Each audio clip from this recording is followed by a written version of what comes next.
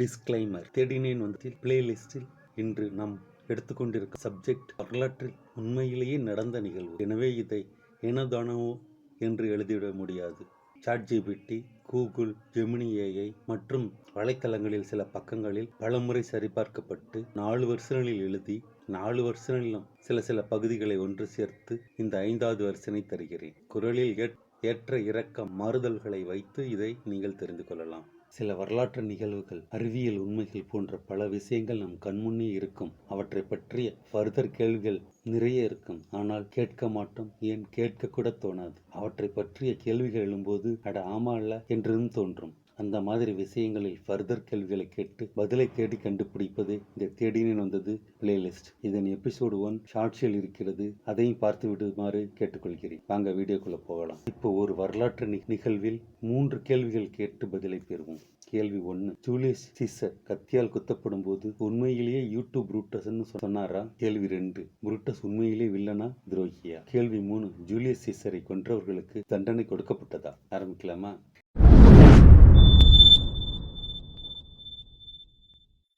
இங்கிலாந்து லண்டனில் உள்ள global theatre, வருடம் 1599 செப்டம்பர் 21.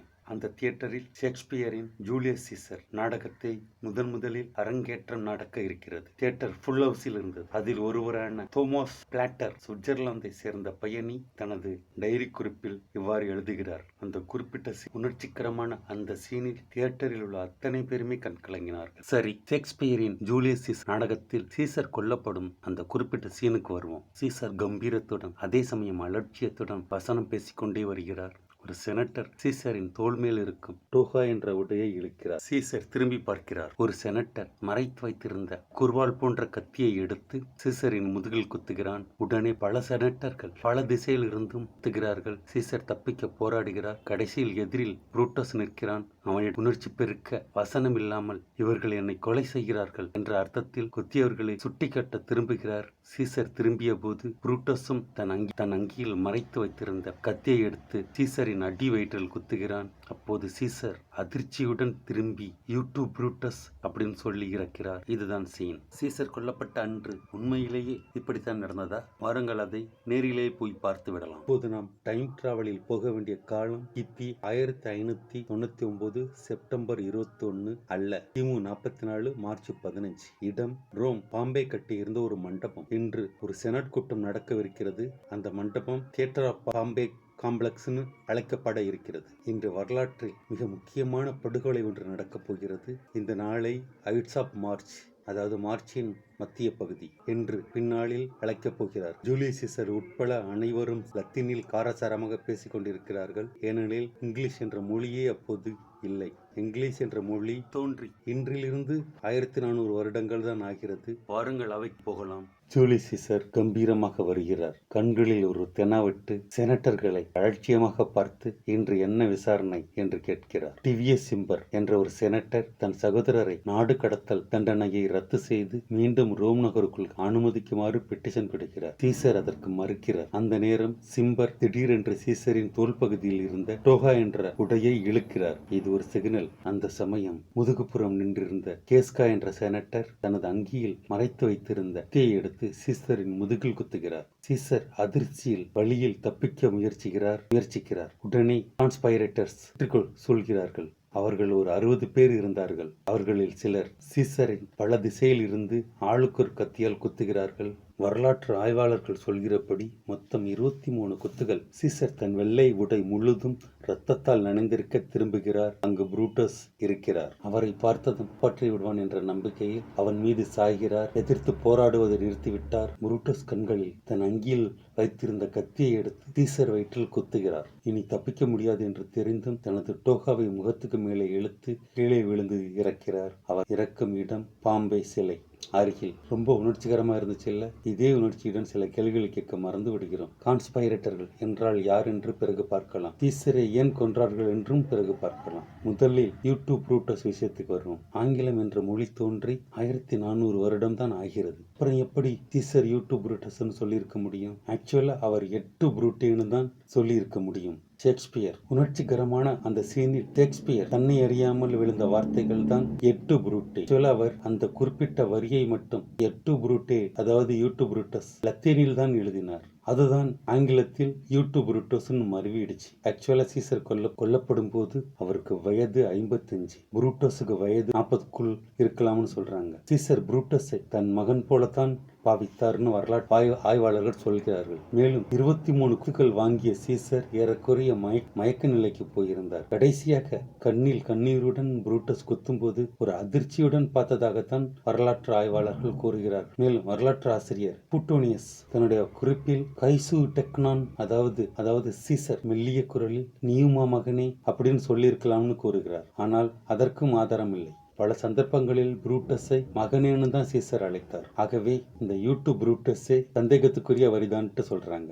சரி, அடுத்த கேள்விக்கு போகலாம். புரூட்டஸ் உண்மையிலேயே வில்லனா துரோகியா? ஏனெனில் இன்று துரோகம் இழைத்த யாராக இருந்தாலும் புரூட்டஸ் என்று இகழ்வது வழக்கமாக இருக்கிறது. பாருங்கள், ஷேக்ஸ்பியருக்கு வேண்டாம், சம்பவம் நடந்த கிமுவுக்கே போகலாம். கிமு 753 ரோமுலஸ் என்பவரால் ரோம் உருவாக்கப்பட்டு மன்னராட்சி முறை இருந்து வந்தது. அதன் பிறகு 7 மன்னர்கள் ரோமை ஆட்சி செய்தனர். மன்னர்கள் பெரும்பாலும் கொடுங்கோலர்களாக, சர்வாதிகாரிகளாக இருந்து மக்களை மிகவும் கொடுமைப்படுத்தினர். கிமு 509 லூசியஸ் டார்குனியஸ் சூப்பர்பஸ் என்ற மன்னன் மிக கொடுங்கோலனாக இருந்ததால் அவனை மக்கள் புரட்சி செய்து, கூடவே அரச குடும்பத்தினரும் சேர்ந்து புரட்சி செய்து மன்னராட்சியை முடிவுக்கு கொண்டு வந்து சீசர் மற்றும் செனட்டர் ஆட்சி முறையை கொண்டு வந்தனர். ஜூலியஸ் சீசர் காலத்தில் 900 செனட்டர்கள் இருந்தார்கள். இதை பற்றி கமெண்ட் பண்ணுங்கள், விரிவாக இன்னொரு வீடியோவில் தருகிறேன். ஜூலியஸ் சீசர் கொஞ்சம் கொஞ்சமாக சர்வாதிகாரியாக மாறி மன்னராட்சி முறையை போன்று மிக கொடூரமாக நடந்து கொண்டார். மீண்டும் ஒரு புரட்சி வெடிக்கும் என்ற சூழ்நிலையில் மக்கள் மொத்த சிஸ்டம் மீதே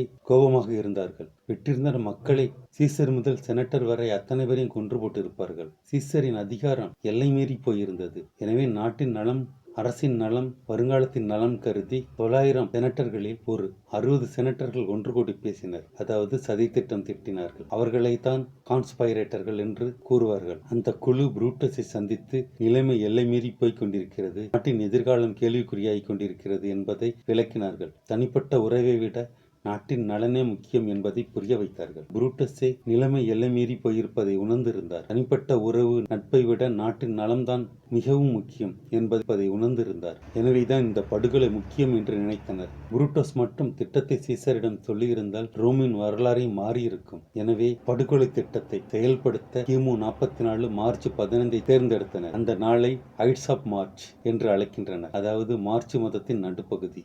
மேலும் புரூட்டஸ் கண்களில் கண்ணீருடன் கடைசி குத்தியதாக வரலாற்று ஆய்வுகள் கூறுகின்றன.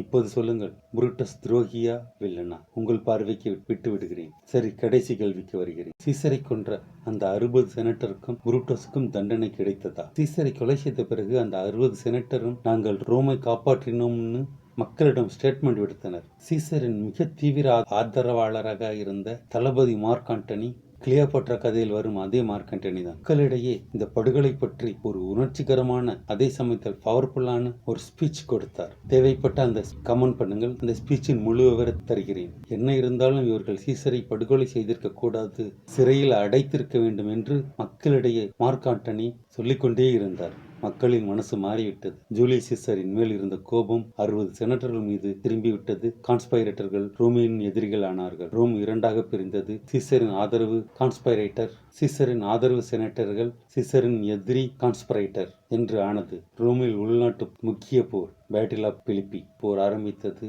அந்த போரில் புரூட்டஸ் நான் ரோமின் நலனுக்காகத்தான் செய்தேன் என்று கூறி தற்கொலை செய்து கொண்டார். ஜூலியஸ் சீசரை முதலில் குத்திய கேசியஸும் தற்கொலை செய்து கொண்டார். போரில் மார்க் ஆண்டனியின் ஆதரவு வெற்றி முகத்தில் இருந்ததால் சில செனட்டர்கள் போரில் கொல்லப்பட்டார்கள். சில செனட்டர்கள் தப்பித்து வெளிநாடு ஓடிவிட்டார்கள். மொத்தத்தில் சதித்திட்டம் தீட்டிய கான்ஸ்பைரேட்டருக்கென்று தனியாக தண்டனை கொடுக்கவில்லை, அதற்கு வாய்ப்பும் கிடைக்கவில்லை.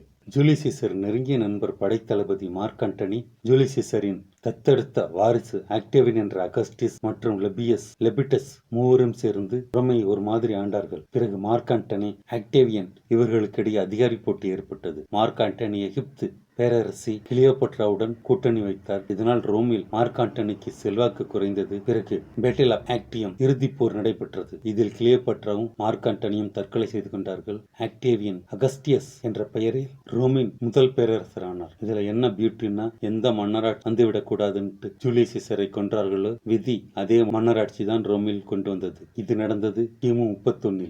திரும்பவும் சொல்கிறேன், நீங்கள் கமெண்டில் குறிப்பிட்ட இந்த ஒரு பகுதியை மட்டும் விவரமாக தருகிறேன். இந்த பதிவு பிடிச்சிருந்தா லைக் பண்ணுங்க, ஷேர் பண்ணுங்க, சப்ஸ்கிரைப் பண்ணுங்க. தேடி வந்தது பார்ட் 3 சந்திக்கலாம். நன்றி.